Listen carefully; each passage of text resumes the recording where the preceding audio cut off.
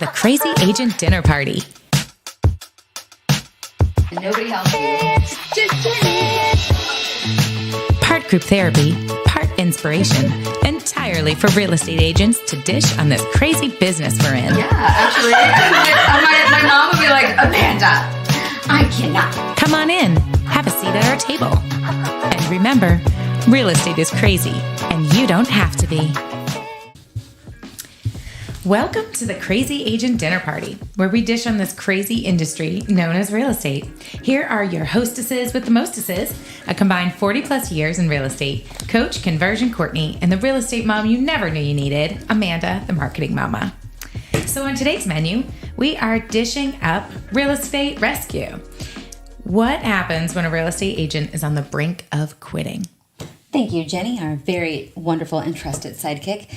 You know, agents, we get it. You've got a lot on your plate, which is why every week we want to gather together and have part group therapy, part inspiration, but all of this entirely for you, real estate agents. So hopefully that we can all sell more real estate and have way more fun. Way more fun. Way more fun. So for starters, Kourtney, have you ever wanted to quit real estate? I have been doing this for 24 years, and absolutely I wanted to quit real estate. Have you ever quit? I have quit real estate. Oh, yeah. oh. It was after the crash back in 2008, and did a lot of short sales. I will tell you what, that sucked. That was some sort of what lesson were we punished from the gods on that one? It was really, you worked 3 times as hard for a third of the money. But I did learn a lot through that. I mean, honestly, I feel like that's where I really sharpened my tools. I feel like what I learned from that is pivot, right? We're always pivoting in real estate. And for me, when I did quit real estate, selling real estate, I ended up starting my own business called Open House with Style. And I would go into $1 million plus homes and I'd coordinate it and I'd get small businesses to come in and it'd just be like a craft fair in $1 million home with the cool thing is because at that time it was the small businesses had to market to their database. The Realtors had to market to their database. Open House with Style had to market to our database. And so it was getting the word out there to everybody's database on this open house. And it was really just a big event in a house. And well, that's kind of fun. Yeah. So the biggest lesson that I learned was pivoting. And constantly we have to pivot within real estate. Well, otherwise you do want to quit because you have to realize something you're hitting a wall over and over and over again. So what have you heard or seen or done or you have a weekly group coaching session, and so you work with a lot of the same agents over and over again. What is that kind of reasoning usually that they want to quit or that they're telling you that it's not working for them? Because honestly, that quitting thing, the giving up thing, it's a little bit like imposter syndrome, but it's almost, I don't want to say whining, but it's almost like not taking accountability. Really. And so when you are talking to your agents and you hear this, because I have heard it from time to time, but most of the time I'm like, you don't want to quit. You just don't want to do what you need to do. I hear all the time, it's like, Kourtney, just tell me what I need to do. Tell me what I need to do, Kourtney. And I'll tell them and they'll be like, anything but that. I know. Well, you know what it is? It's the asshole period. So, and I don't mean to be disrespectful at all. I am a real estate agent. I love real estate agents. Been working with them for 20 years. They don't want to be told what to do until they want to be told what to do.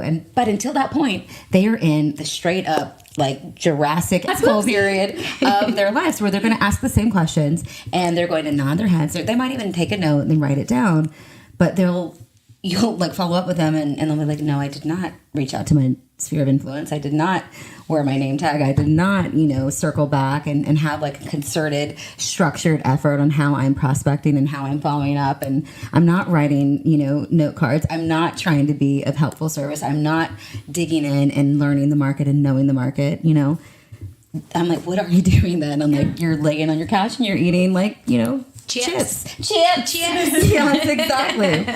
So and I think it's important too, just there's not a one fit meets all, right? So if somebody doesn't like doing open houses, there's ample opportunities, and it's to figure out, okay, what are you passionate about? Right. Now I'll get the call so I don't like cold calling. Okay, have you tried cold? Have you done it? Have you cold called? Right. No, I know I just don't like it. And I'm like, well, let's do it. Yeah. And then let's figure out if you like it or if you don't, because there's ample opportunities to generate business. Right. What do you like doing versus what do you not like doing? Well, even I would say calling people is honestly one of the things that I feel like most agents are like, I will text till the day I die, but I don't want to pick up the phone and make a connection. But I'm going to guess effectively you can text and still acquire business. That's how Benjamin, who sold me my Maserati, I'm like, do not ever call me. We will only be texting. But very few and far between do you get that person that's going to like trust you with like the largest investment of their life based on just a text relationship, right?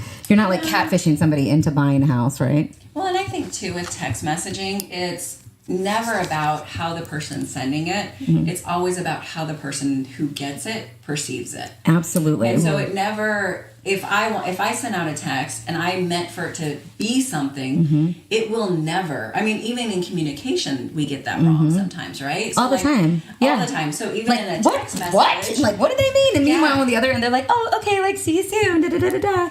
Where we had, I mean, do you remember this, Jenny? The other day, like, one of our agents was like, listen, she had a rock and hard place situation. She had, I would say, not even beer budget. It was like root beer budget and champagne taste. I mean, it was a hard ask. It was a very, very low dollar amount. And she was obviously very disappointed at what was available in the market. And so I'm like, well, did you call her and like have a conversation? Because sometimes it's just a matter of like, what can we slide around and make a concession for in order to make that make sense? Like, have we talked to the lender?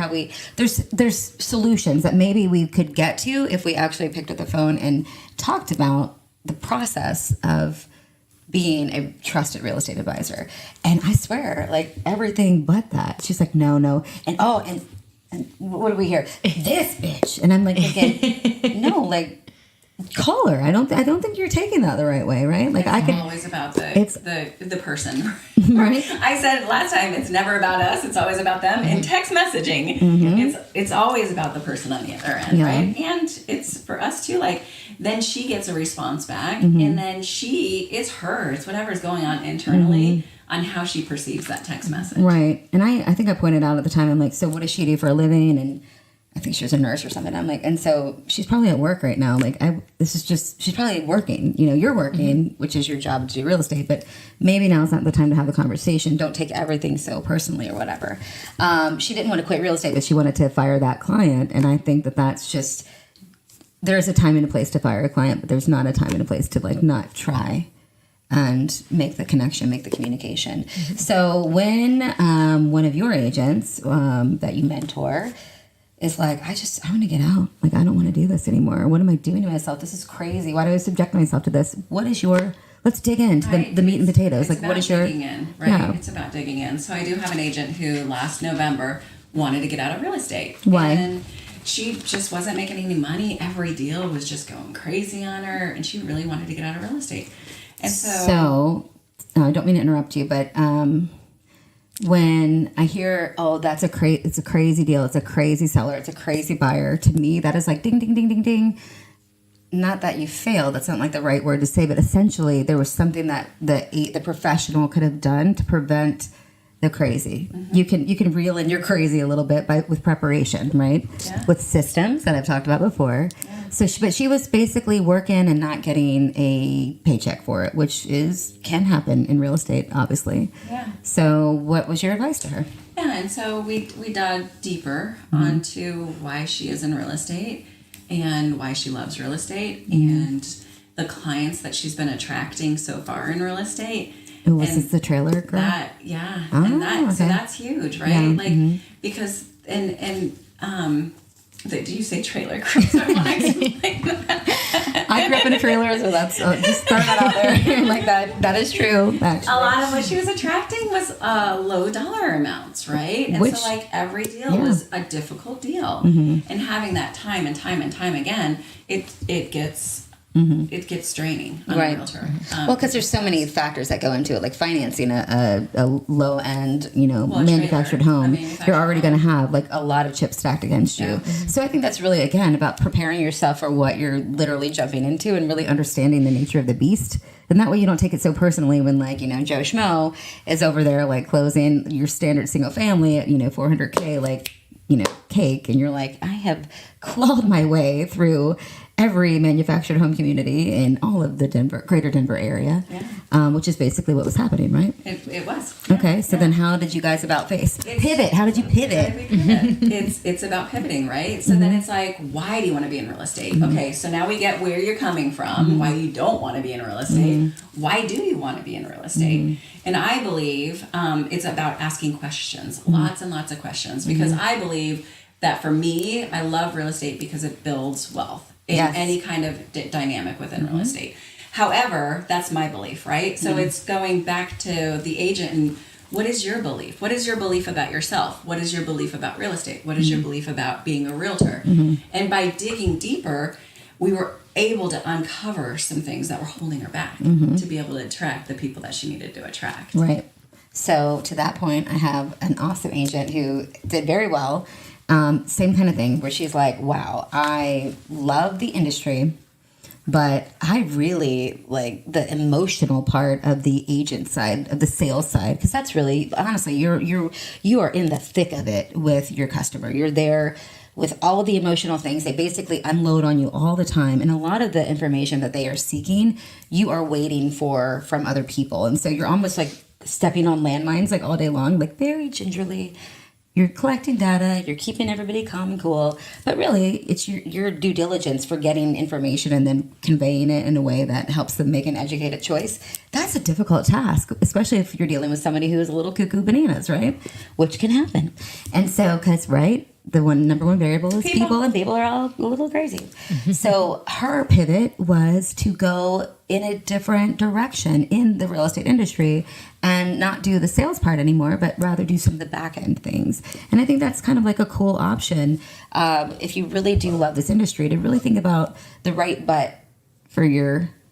seat for your butt, I should say, right? Right butts, right seats, I always say. Right seats, Because really, like, how defeating is it if you, for instance, I had another agent who, like, she had bought into this, like, another, like, internet coach who was really, really great and has a really good tool that he uses, and it's an awesome way of, he did very well with it, and I've seen lots of agents do very well. It's like a FSBO boot camp type of thing, and she just did not have that, like, personality to, like, be knocking on doors and do that. It's a different personality. It doesn't mean she's a bad agent. That means that she's just got a different personality. She's more geared toward maybe referral based or sphere of influence based or something like that. Not like knocking on doors, which is hard. You love doing that kind of stuff, but not everybody feels as comfortable. But she was basically like overexerting and put a solid like 8 months into it.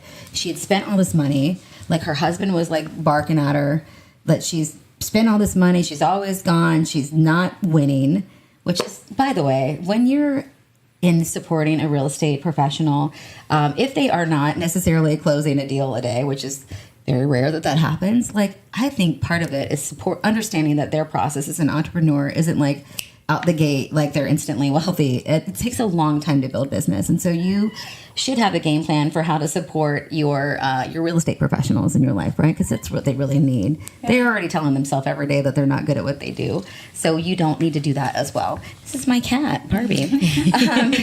Hi, Barbie. So in any event, so she was like really beating herself up for this. And I'm like, you know what? Like, you suffered enough. Like, this isn't the right seat for your butt, right? Yeah. And so she really, like, she was like, all right, I just need to let it go. I gave it a good college try. I'm gonna focus on what I really feel comfortable doing. And she got really involved with asking for business from her sphere of influence. She's like, I didn't want to bother them.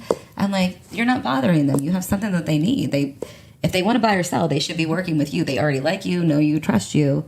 You're doing them a great service, and you're going to work harder for them than anyone else because you're going to see them at church every Sunday or, at the grocery store or whatnot, right? So to me, it's always like really digging into like, maybe this is just not the right seat for your cute little butt.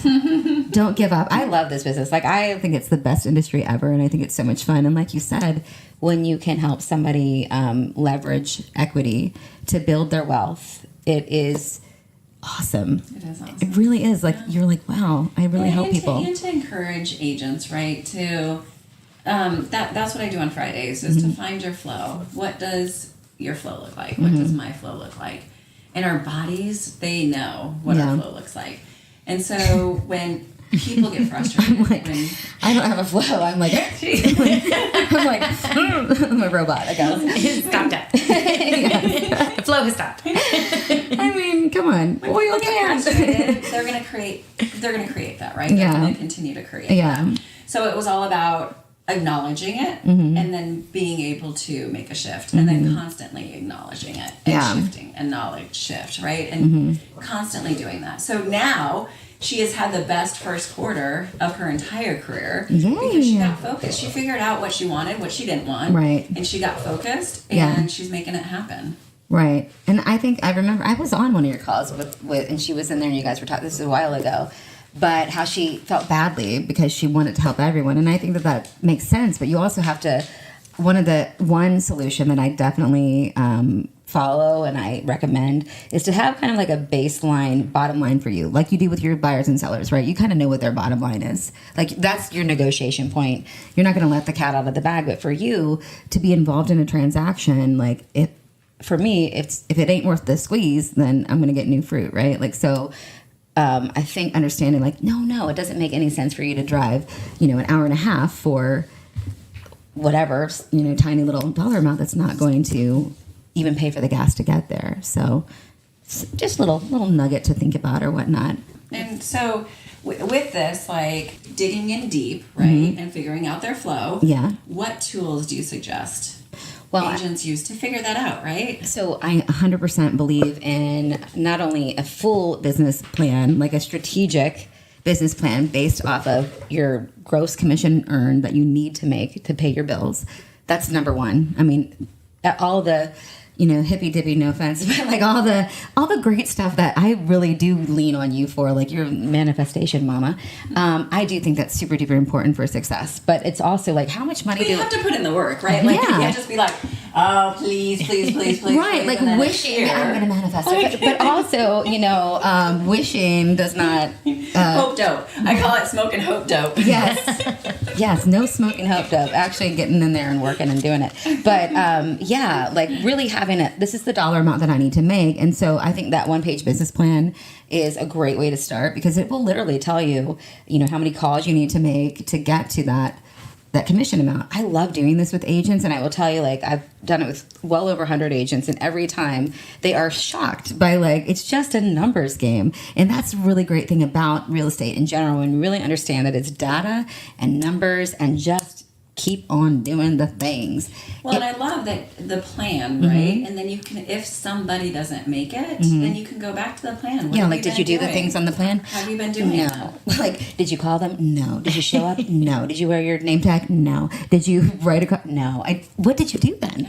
Like, always, that's literally the conversation I have all the time, which obviously doesn't happen very often, but when it does, then I'm like, well, maybe this isn't the business for you. I was just going to say that. Sometimes it's not, right? Like, when I was negotiating short sales, spending hours and hours on the phone with banks, then I'd hire a short sale negotiator. And then even at that, it was still like, this isn't right for me right now. Yeah. And so that's when I pivot. So like maybe, and with your agent too, like maybe it's not the right thing. Yeah. And pivot, and what does that look like? Yeah. And I believe, I say hard, although it can be very easy, making that decision because most agents pour their life and soul into it and fight, and that takes a lot, and then they feel like it's quitting. Yeah, they feel like a failure or whatnot. It's not quitting, it's pivoting. Yeah, it's realizing that you're not at the door-to-door knocker. I actually sold vacuums door to door in college. Can you imagine? I'm like 5'1". Can you imagine me lugging around like a Kirby vacuum? No, it was. It might have been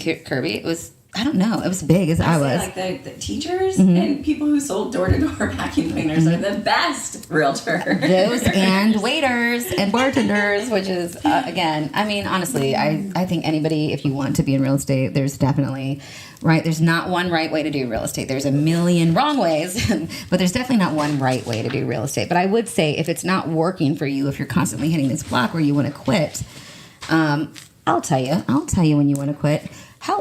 Let's talk about that day where you have somebody that you're working with and maybe everything has gone wrong. Maybe the house has everything wrong with it, which is obviously completely 1,000% out of your control. So then you jump that hurdle like a professional. You're like, I got this. We've got 3 quotes for everything. Da da da da da. You're even able to negotiate things. Then you get the appraisal back, and it is below what you've written the contract for. So then obviously your buyer is thinking that you're a ding dong, when in reality, like, it has a lot of times it doesn't have a lot to do with you. It just happened to be a lemon house, and it just, the appraiser came back, and even though you ran comps, they didn't use your comps. There's always something sometimes where you get a disgruntled borrower that makes you feel as though you didn't do enough. Those are the days that I really do feel for agents, because sometimes you're just in the crossfires of like very bad circumstances. Don't you agree? I do, and I believe that it's the confidence, right? Doing the things on a daily basis, so that when that does come up, then you have the confidence to be able to approach it, attack it, whatever you need to do. Yeah. Whatever I need to do, right? Right. Well, and because sometimes people just want to be heard and vent, and they don't really think about like how it is getting absorbed. And so what do you always say? It's not about you, it's about them. Don't let those be the days that define you. Like, how about the days that your kids are acting up, right? That's not the day that defines me as a mom, even though it does crush me. It doesn't. It doesn't. Right. Like, Absolutely, I know, it doesn't. like, I'm a great mom because I have great kids.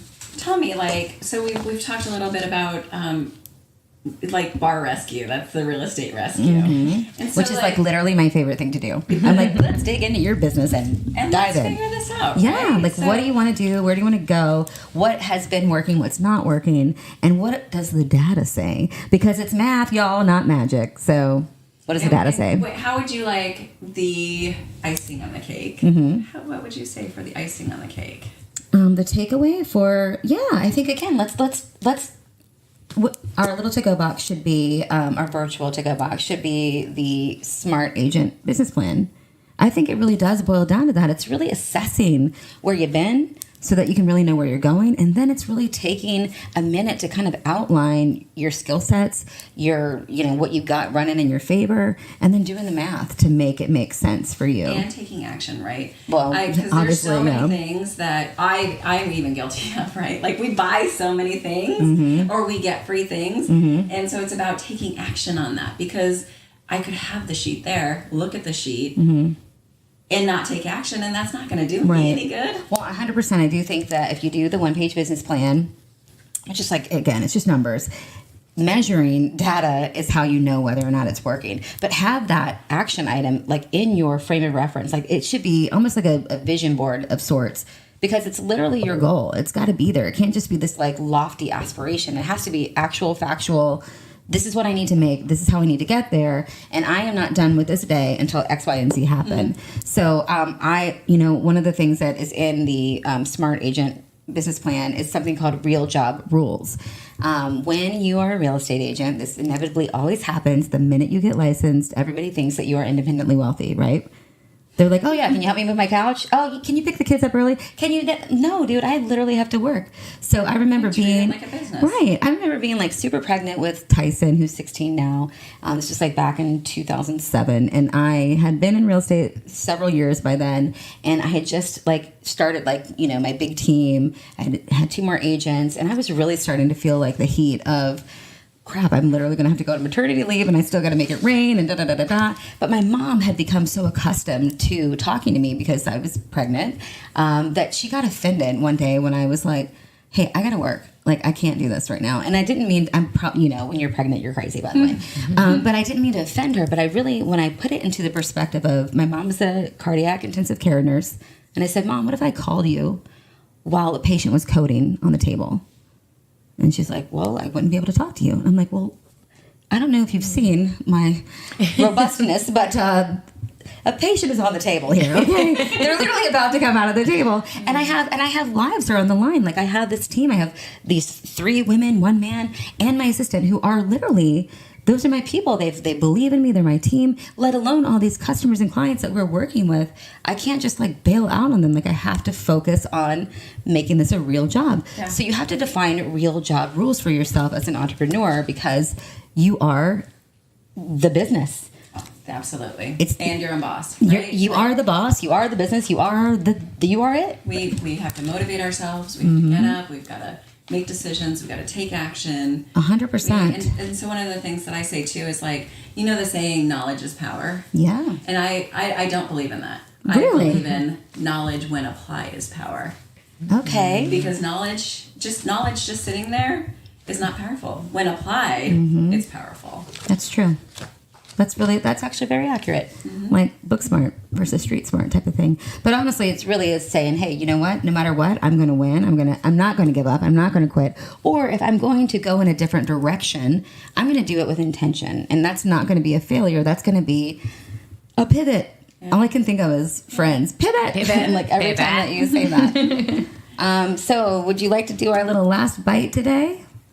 Hi. So if you are on the brink of quitting real estate. Right. And a lot of people are right now. And so if you are on the brink of quitting real estate, I encourage you to dig deeper, realize, and even jot down notes. Why did you get into real estate? And why do you feel like quitting? And look at those and really dig deep on what systems you have, what you've done, and if you want to stay in it. And if you want to stay in it, I encourage you to go all in and do the things that need to be done. Yeah. And don't forget, if you're hungry for more, we have, as always, every week, our weekly virtual to-go box. So don't forget to click on the link, and then you can check out the one-page business plan. Very cool. You guys remember, real estate, it's crazy. And we don't have to be.